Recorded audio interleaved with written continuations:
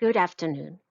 My name is Jenni Marttinen, and in this presentation, I'll tell you how to face challenging behavior while working in child protection. We all have many kinds of feelings. We feel sadness and happiness. We can be angry or frustrated or satisfied.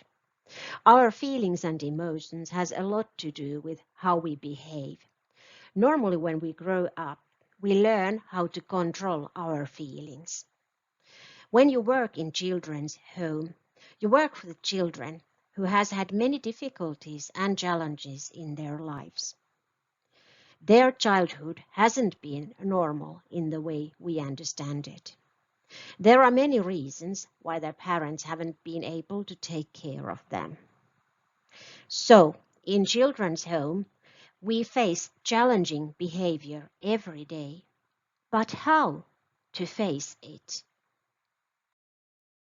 So, what do we mean when we talk about challenging behavior? We can define it to mean not acceptable behavior. And what is not acceptable behavior? It is not acceptable to threat or harm others physically or mentally. Talentia, the Union of Professional Social Workers, has studied that 80% of those who work in children's home has experienced threat or actual physical or mental violence in their work. The violence is real and common, as you can see also from these horrible headlines. But what can we do with it? Although I have just painted a grim picture about my work, there is still a lot to do. In my opinion, there are three important cornerstones. You need always to be educated, you need to be trained, and then you need to be prepared. So let's get to that education. In basic education, such as Bachelor of Social Services, it gives you required knowledge about child psychiatry, trauma awareness, and problems with attachment. Many children have also neuropsychiatrical diagnoses, so awareness of those helps to understand why child behaves the way he or she does. In my workplace, we have all been trained to MAPA, we called it in Finland MAPA, and it comes from the words management of actual or potential aggression. It gives us tools to prevent or control possibly aggressive behavior. Training you get in the field at work. I have learned a lot since last 8 years. I've learned that you don't get ready, but you learn all the time. Self-reflection is inevitable in this work. I have learned a lot from my colleagues, but most I have learned from children. They have especially taught me a lot about myself. Be prepared to anything and everything. For example, don't place yourself at the room so that you can't get out of there.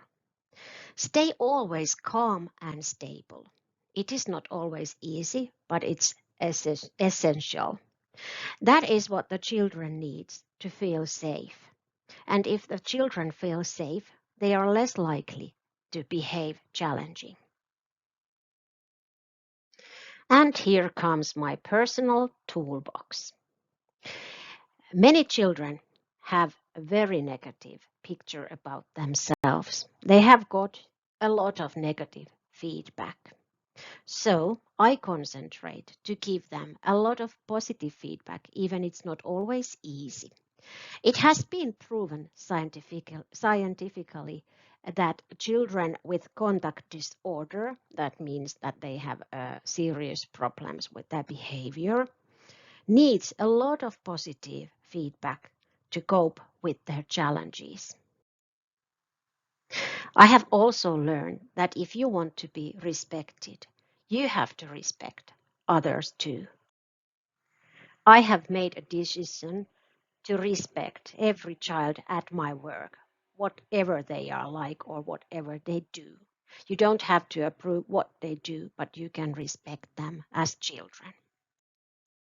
You don't have to approve, for example, a violent act, but you can understand why some child is likely to do such a thing.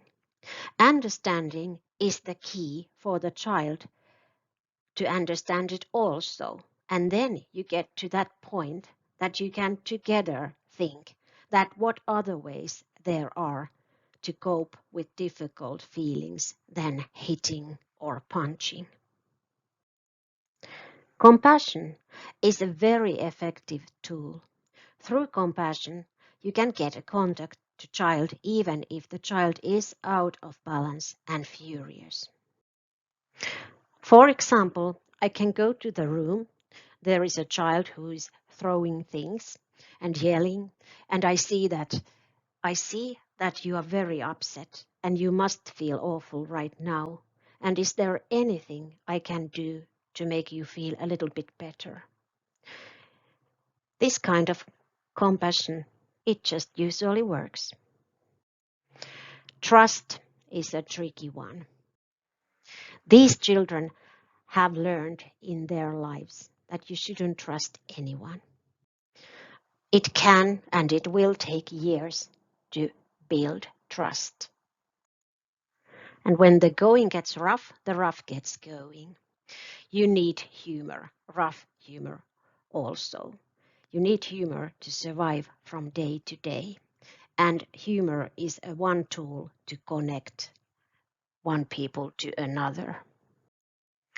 And then last but not least, in my toolbox are books. I have read hours and hours to children at children's home. We have shared great stories.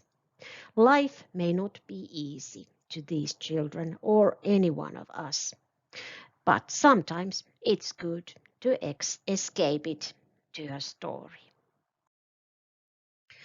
This subject is personally important to me.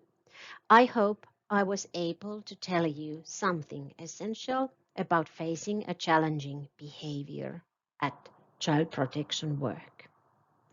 I'd like to thank you for your interest, and I'll be happy to answer any questions by email.